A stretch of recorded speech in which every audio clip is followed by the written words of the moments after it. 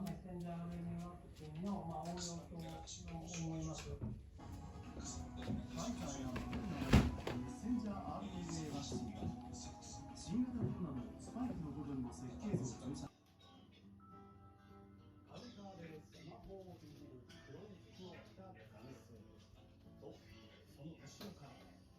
白い服を着た男性が突然腕を絡ませてきます。子供ながら優そうにじゃれ合う2人。すると黒い服の男性が黒い服の男性を驚かせ